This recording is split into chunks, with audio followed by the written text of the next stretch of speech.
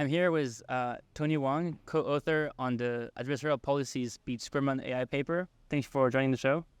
It's a pleasure to be here. So, do you wanna give a quick overview of what the paper is about?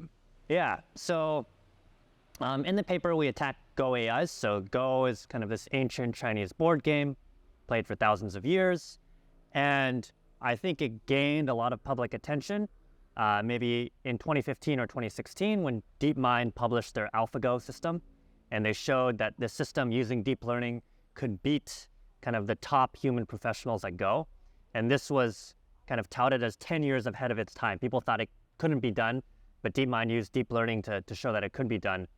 What we did is we showed that these AIs, which people thought were superhuman, actually have hidden weaknesses. And that by exploiting these weaknesses, even amateur Go players could beat what were previously considered superhuman AIs. Yeah. By amateur player, you mean American, very strong amateur player that play very specific moves for quite some time. Yeah. So you do have to by amateur I mean not a professional. Yeah. Yeah. What motivated this work? Why did you start working on this? I think there are a few different things that motivated this work.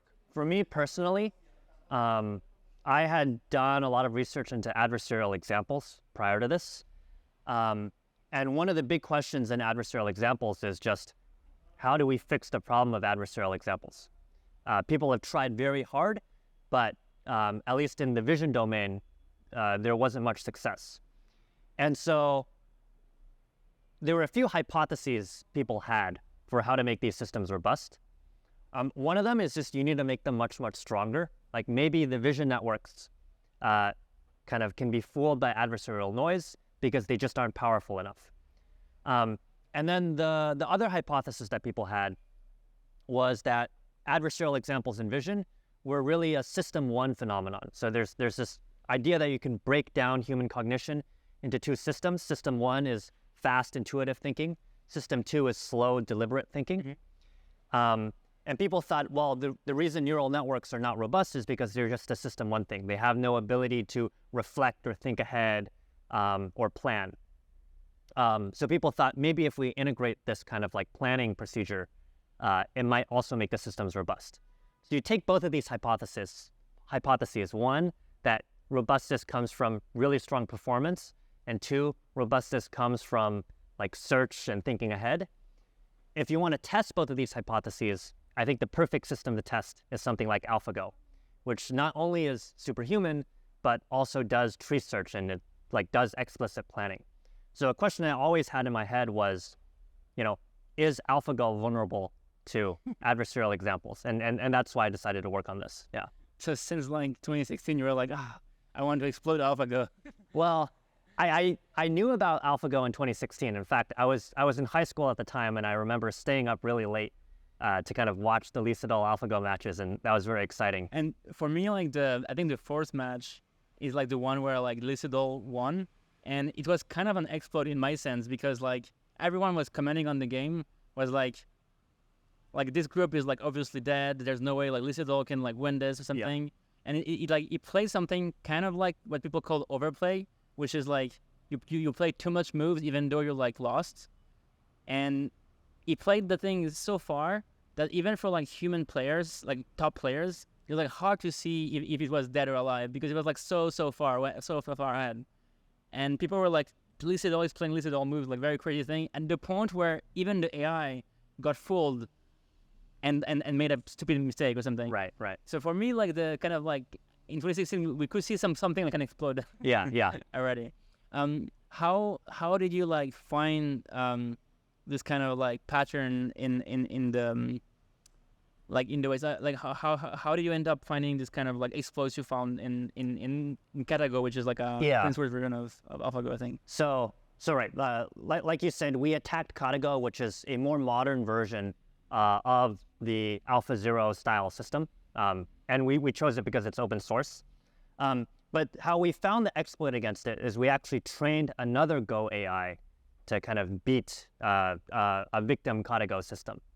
And the training algorithm we used was actually derived from AlphaZero, which was the thing used to train KataGo itself. Yeah.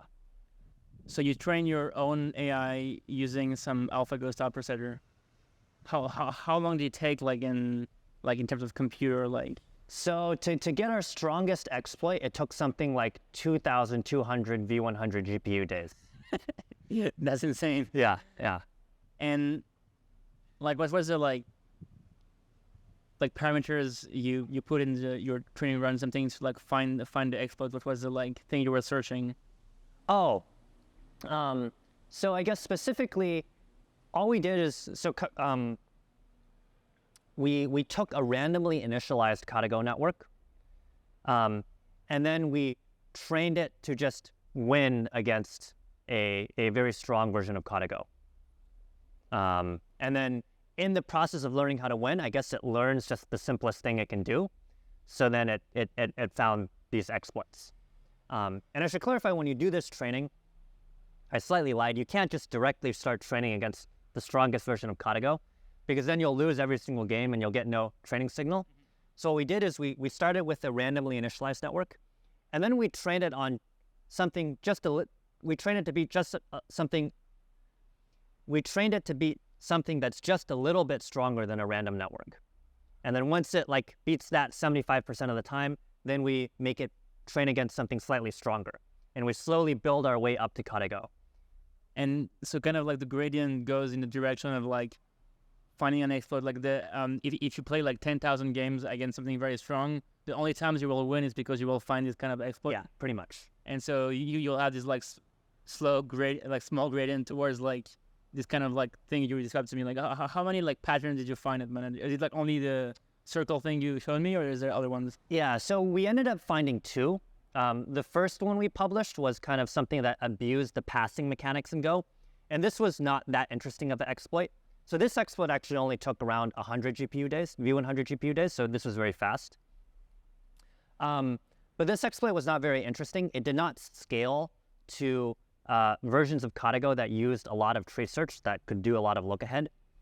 So what we did is, after we found this very like trivial exploit, we manually patched it. And then we attacked the patch system. And then when we attacked the patch system, well, now it can't win via just this simple pass trick anymore. It has to learn something more complex. And then that's where we found kind of this cycle exploit, and that we describe in our paper. And what you're telling me is that now the like author of KataGo is like patching his software using your technique or your exploits. So is it now possible to still exploit the newest version? So that's correct. So after we released kind of some early versions of our results, Light Vector, David Wu, the creator of KataGo, reached out to us, and we started chatting with him, and kind of he introduced our positions into the official distributed KataGo distributed training run. It's still going as we speak, and it's constantly improving. So we haven't actually tested against the latest version. We tested against a version maybe 2 months ago, and that was still vulnerable. But that was only our like AI that managed to beat it. We haven't tried human against it yet. And I want to say actually that there's another AI. There's this Chinese Go AI called Fine Art. And after we published the exploit, some people started beating Fine Art using our exploit, and then Fine Art went offline for like a period of 2 months. 2 months? Or something like that. It took them 2 months to fix it. I think it was first offline for a week, and then they put it back online, and then it was immediately beaten. And then they took it offline for 2 months, something like that. It's now back online. Last I checked a couple weeks ago, no human had managed to beat it again. So I think they probably did some sort of defense. Unfortunately, we haven't had the chance to play with that system ourselves, so we don't know how strong it is. That's something we're hoping to do in the future. But it's unclear at the moment whether a human can still pull off the attack against the defended systems. But our results suggest that kind of if you re-attack the system with our AI exploit, it still works. Yeah. And is the motivation for your work just like pure curiosity into like how can we like beat like Go systems, or do you have like any more like long-term plans for like how it could help to like make systems more robust in the long term? Or Yeah. I think definitely part of it was curiosity, but definitely some long-term motivations as well. I think the big one is just that, right, like if you want to build like safe, reliable AI systems, it's really nice to be able to make like some sort of guarantees about the systems, even in like worst case conditions, right? In the same way that, like I'm trying to come up with an example here. Like you buy a car, but like the car comes with airbags. So like there's like, even if you go through like an extreme scenario of a car crash, you know the car will like still behave in a certain way. And like cars are tested to the extremes. They don't just test cars by like driving them down sunny roads, right? I think like this same standard should be applied to AI systems. Like, you know, we should test AI systems much more rigorously during the development process than anything they'll like experience out in the real world. And I think kind of the way you test them, I think a really great way is just kind of this adversarial red teaming. So we just wanted to see, you know, how robust are existing systems and existing techniques. And I think the answer is not that robust unless you explicitly plan for robustness. It seems like you won't get it out of the box. Yeah. One of the original questions we were trying to answer with this line of research was whether search is an effective tool for making systems more robust. And what we found in the paper is that the answer is like somewhat yes. Like if you take any system, adding search to it will make it slightly more robust. But I mean, what our paper shows is that search alone actually is not enough. And one thing I found interesting is like thinking about like why search wasn't enough in this case. So the conclusion I came to, and this is kind of informal, we don't prove any theorems on this or anything. But the conclusion I came to is that if you have a system that's making mistakes and its mistakes are kind of random and uncorrelated, then searching is great, right? Like if you accidentally mess up your evaluation of a position, if you just like think a bit more, like just by chance, you'll like fix your error, right? So I think if your errors are uncorrelated, search and planning are great. But if you're like systematically messing up always in the same direction, I think you're still kind of doomed even if you have search. Because like you're just going to be like, unless you're doing exhaustive search, which is not tractable, anytime you do search in practice, you have to like prioritize looking at certain things over other things. And if you're systematically just like not analyzing certain areas of search space, like those are going to be your blind spots. And I think this is what happened with the Go AIs we attacked. are you excited by like exploits in other domains, like trying to jailbreak ChatGPT or this kind of thing? Do you think this kind of like lines of research is like useful to like develop safe language models? Yeah, I really like the jailbreaks and like prompt injections. Like one critique you can have about our Go work is that, well, like, you know, Go AIs, maybe they're pretty idiosyncratic.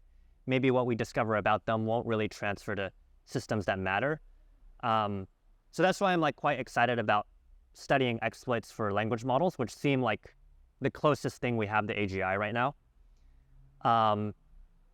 And in a sense, the prompt injection problem and the jailbreak problem, like in the limit, is just an alignment problem, right? It's like you want your model to do a particular thing, and then something else in the environment comes along, whether that be another person or like another AI system that tries to get your model to do something else. And like you want your model to be resilient to this. So yeah, like in the limit, this is just an alignment problem. And I guess the hard problem is that it's hard to see like who do you align the model with. So like there's like the intention from, let's say, OpenAI to like have it like not say like obviously harmful things, and then there's like the intent of the user using the model that like wants to do something, like it wants to like, I don't know, like print some malware or cook some like Molotov cocktail or something. Yeah. And so who do you actually align the model with? It's kind of it's like if you really want to like align into like all humans in on the planet, you have the thing to like never ever like output like any harmful things, but then is like not really aligned to the preferences of the user in some sense. Yeah, I think this is like a very hard problem, possibly even an ill-defined problem, as in like we're like framing it wrong. What's a better framing? I mean, maybe I'm going to come off as like a utilitarian here, but like, what does it actually mean for an entity to be aligned to another entity? So, I guess when I say aligned, I think about the Paul Cristiano definition. I think he was posted like 6 years ago about like a system is aligned to the person operating it if it does is trying to do what the person wants him to do. So if I tell my robot, please like cook me some meal, it will try to do what I kind of mean when I say it. It might fail. It might like not be like super capable at doing it. So that's like one definition. But then when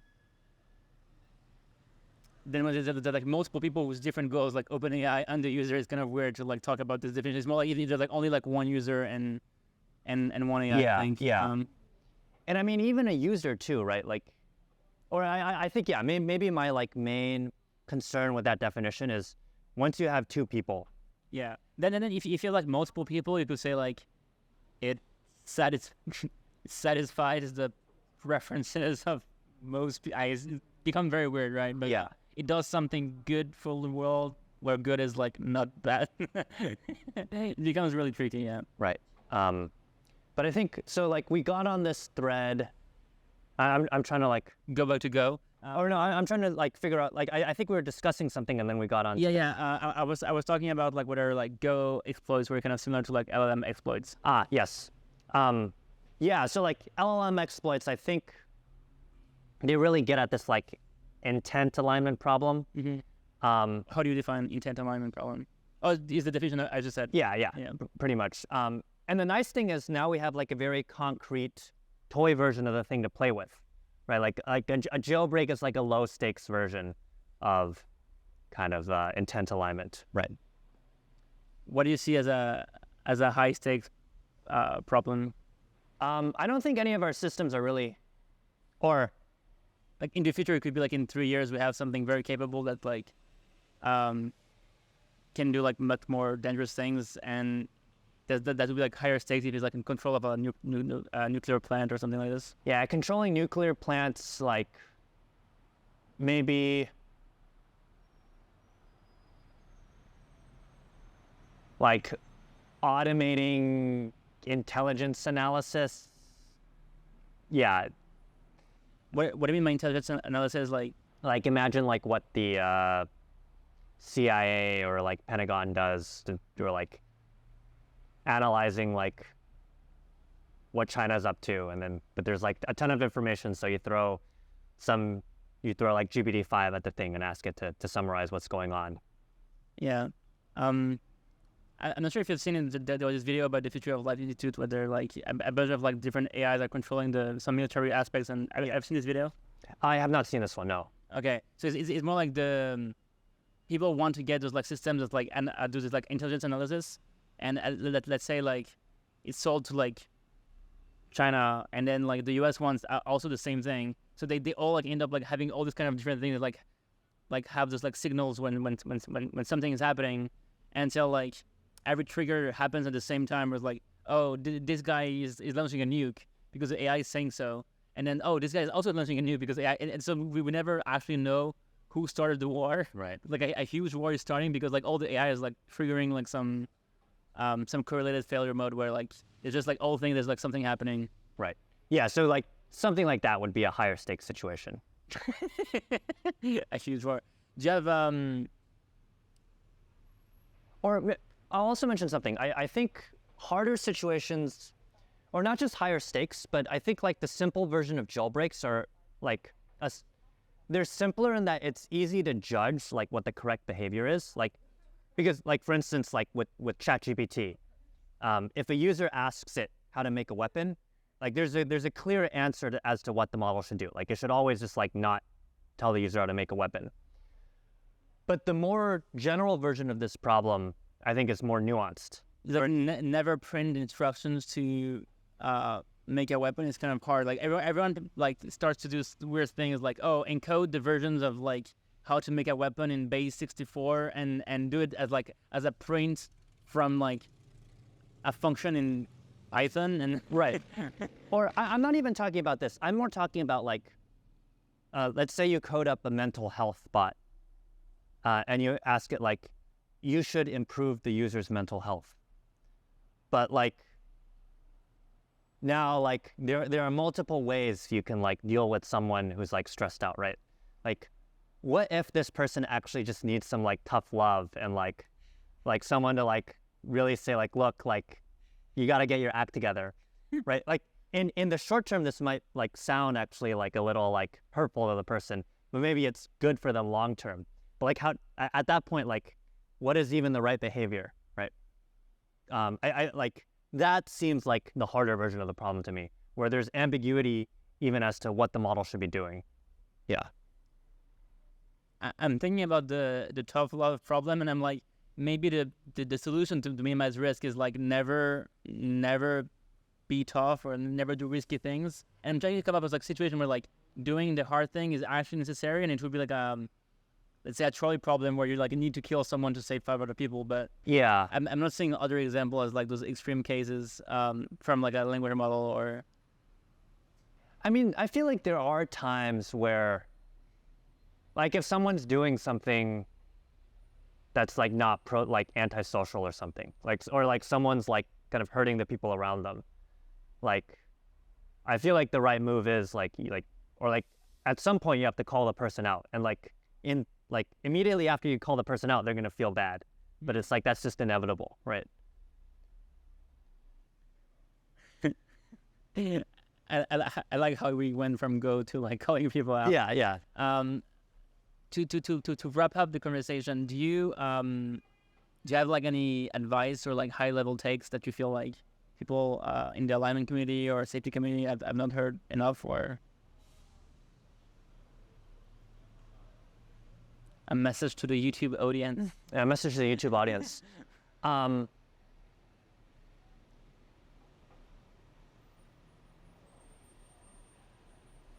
This is not so much advice. Maybe I'll just say something that like confuses me a bit.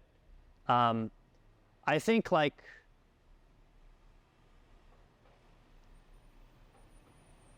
I don't think I have a good grasp on the whole problem, right? Like by the whole problem I mean is like the problem of making AI go well for humanity. I feel like I'm working on bits and pieces of it, but like I have to remind myself very often to like step back and think about the bigger picture, and it's hard. And I feel like part of the reason I don't understand the bigger picture that well is just no one understands the bigger picture that well. And I don't know, I think it'd be cool if like there were more write-ups and proposals as to like how to solve the whole problem.